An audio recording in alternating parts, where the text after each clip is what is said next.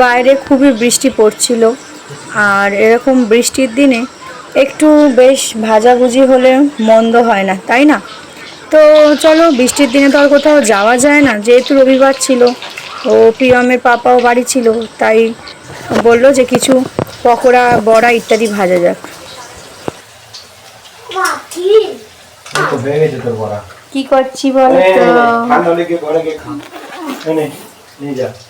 ঠান্ডা হবে যখন তখন খাবে। যা কাংড়া নাকি পাগল। এইটা কি ভাবছি জানো, টেস্টি একটা খাওয়াবো তোমাকে আজকে। একটা জিনিস হবে, জিরে গুঁড়ো, গরম গরম।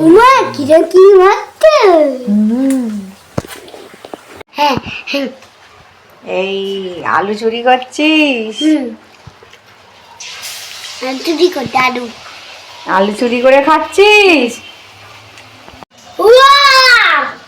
কি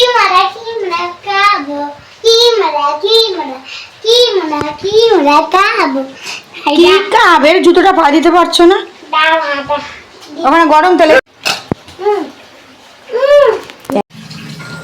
শেষমেশ একটু ভেবে চিনতে লাস্টে ঠিক করা হলো ডিমের ডেভিল চপ বানাবে, আর কুমড়ো সরু সরু পাতলা পাতলা পিস করে সেটা দিয়ে বড়া ভাজা হবে।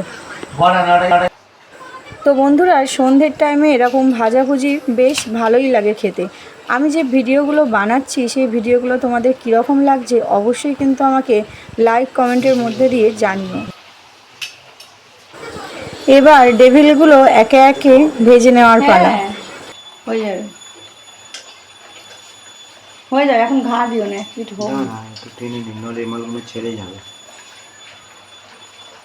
এটা কি বলতো, কামড় দেবে যখন কুচনি কুচনি কিচনি কিচনি লাগবে।